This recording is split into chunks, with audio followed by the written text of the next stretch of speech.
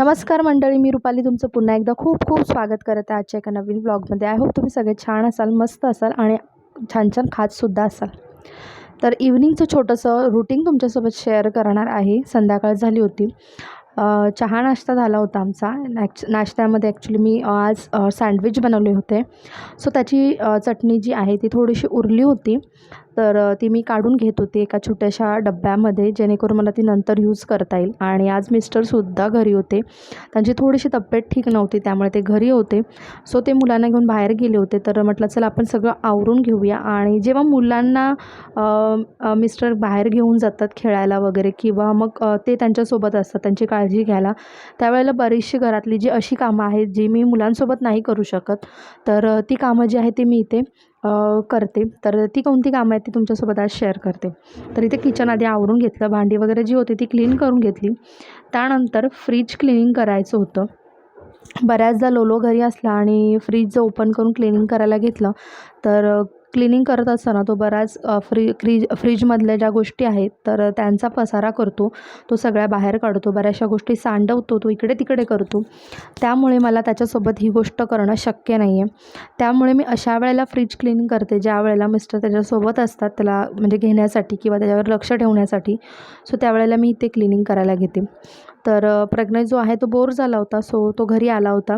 आणि लोलो जो आहे तो त्याच्या पप्पांसोबत त्याच्या काकांकडे गेला होता. तिकडे त्यांच्या इथे एक ससा आहे जो त्याला खूप आवडतो आणि त्याचं नाव बंकू आहे. तर तो सतत दिवसभर बंकू बंकू करत असतो. सो तो तिकडे गेला होता खेळण्यासाठी पप्पांसोबत. आणि प्रज्ञाला इथे मी म्हणत होती की तू अभ्यासाला बस वगैरे, पण मुलं आहेत ती शेवटी ऐकत नाहीत आणि मध्ये मध्ये लुडबुड त्यांची चालूच असते. तरी ते सगळ्या गोष्टी मी आधी काढून घेते. असं पूर्ण डीप क्लिनिंग करायला मला खूप कमी वेळा मिळतं, कारण लोलो घरात असल्यामुळे ना सगळं करता येत नाही. वरच्यावर क्लिनिंग करून सोडून द्यावं लागतं, कारण सगळं व्यवस्थित क्लीन करण्याच्या नादामध्ये अजूनच पसारा होऊन जातो. त्यामुळे इथे आज छान असं डीप क्लिनिंग करायला घेतलं होतं मी. सगळ्या गोष्टी काढून चेकसुद्धा करत होती की काही गोष्टी खराब वगैरे तर नाही ना झालेल्या आहेत. आणि इथे प्रज्ञा मला येऊन विचारत होता की मी टी व्ही वगैरे बघू का म्हणून. मी त्याला म्हटलं अभ्यास कर थोड्या वेळ, मग टी व्ही बघ. पण तो काय ऐकत नव्हता. मग त्याला मी फायनली म्हटलं की ठीक आहे, ते लुडबुड करू नको कामामध्ये, थोड्या वेळ टी व्ही बघ, त्यानंतर मग पुन्हा अभ्यासाला बस. तर इथे मी सगळं क्लीन करायला घेतलं. आणि बऱ्याचशा काही गोष्टी होत्या ज्या थोडंसं निग्लेक्ट केल्यामुळे खराबही झाल्या होत्या.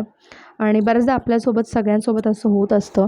आणि मी काय केलेलं या गोष्टीसाठी ना एक सोल्युशनसुद्धा काढलं होतं, की मी एका चीटवरती लिहून फ्रीजच्या आतल्या साईडला चिटकवत होती. पण बऱ्याच दिवसापासून ना ते मी अपडेट केलं नव्हतं, म्हणजे त्याच्यावर लिहित नव्हती मी. त्यामुळे हे झालं होतं सगळं, की थोडंसं निग्लेन्सीमुळे काही गोष्टी खराब झाल्या होत्या.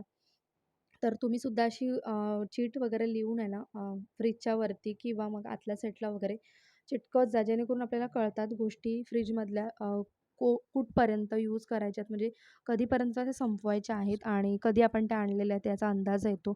नाहीतर माझ्यासारखं तुमच्याही फ्रीजमधल्या काही गोष्टी तुमच्या निष्काळजीपणामुळे, म्हणजे जसं माझ्या निष्काळजीपणामुळे बऱ्याचशा गोष्टी खराब झाल्या तर होऊ शकतात. त्यामुळे ही काळजी नक्की घ्या. त्यानंतर इथे छोटासा जो फ्रीजमध्ये कप्पा आहे डोअरला, तर त्याच्यामध्ये मी अशा गोष्टी ठेवत असते, जसं की बारीक रवा किंवा शेंगदाण्याचा कूट वगैरे, जो बाहेर खराब होतो लगेचच. त्याच्यामध्ये मुंग्या किंवा आळ्या वगैरे किंवा मग टोके वगैरे पडायला लागतात. सो त्या गोष्टी खूप कमी वापरल्या जातात, त्यामुळे मी त्या फ्रीजमध्ये ठेवते. आणि त्यामुळे मी डब्यात काढून ठेवल्या एका, जो डबा रिकामा झाला होता बऱ्यापैकी, तर त्याच्यामध्ये सगळ्या त्या गोष्टी ट्रान्सफर केल्या. त्यानंतर इथे क्लिनिंग करायला घेतलं आणि पूर्ण छान असं डीप क्लीन करून घेतलं मी. त्यानंतर घरातलं जे ग्रोसरी वगैरे होती, तर त्याच्यामध्ये डब्यामध्ये बऱ्यापैकी ग्रोसरी संपली होती. तर हा सेकंड बॅच होता माझा, जो मला फिल करायचा होता. बऱ्याचदा सामान डीमार्टमधून आणते, तर मी 2-3 महिन्याचं सामान एकदम भरते. सो त्यामुळे थोडंफार सामान जे आहे ते शिल्लक राहतं आणि ते मी स्टोअर करून ठेवते. त्यानंतर मग मी सेकंड बॅच फिलअप करायला घेते. तर तसंच हा सेकंड बॅच होता, जेव्हा मला सगळ्या गोष्टी फिलअप करायच्या होत्या, ज्या गोष्टी अवेलेबल होत्या स्टोरेजमध्ये. तर त्या मी काढून घेतल्या आणि फिलअप करायला घेतल्या. डाळी, जसं की डाळ, तांदूळ किंवा मग साखर, चहा पावडर किंवा राई, जिरं वगैरे या सगळ्या गोष्टी असतातच. तर त्या शिल्लक असतात ज्या स्टोरेजमध्ये, तर मी फिल करायला घेतल्या. आणि इथे लक्षात आलं की मला बऱ्याच दिवसापासून ना रोजमेरीचं वॉटरसुद्धा बनवायचं होतं, पाणी बनवायचं होतं. ते जवळजवळ माझं संपत आलं होतं, थोडंसंच राहिलं होतं. आणि तुमच्यासोबत शेअर करेन मी की एक 2-2.5 महिन्यापूर्वी मी हे रोजमेरीचं पॅकेट जे आहे मी ऑनलाईन मिशोवरनं मागवलं होतं आणि ते यूज केलं मी 2.5 महिने जवळजवळ आणि याचा छान इफेक्ट दिसून आला. तर म्हटलं ठीक आहे तुमच्यासोबत शेअर करते. आणि केस गळायची जी आहेत ना माझी खूप कमी झाली. नाहीतर मध्ये केस खूप जास्त गळायला लागली होती. तर या रोजमेरीच्या वॉटरमुळे खूप फरक पडला. त्यानंतर इथे बऱ्याच दिवसापासून ठेवलेली खडीसाखरसुद्धा होती. तर तीसुद्धा मी दुसऱ्या एका डब्यात काढून ठेवली. आणि खडीसाखर असावी घरात. लहान मुलं वगैरे असले तर चांगली असते गोष्ट, कारण खोकला वगैरे झाला ना खडीसाखर तोंडात धरली तर बऱ्यापैकी खोकल्याला आराम पडतो.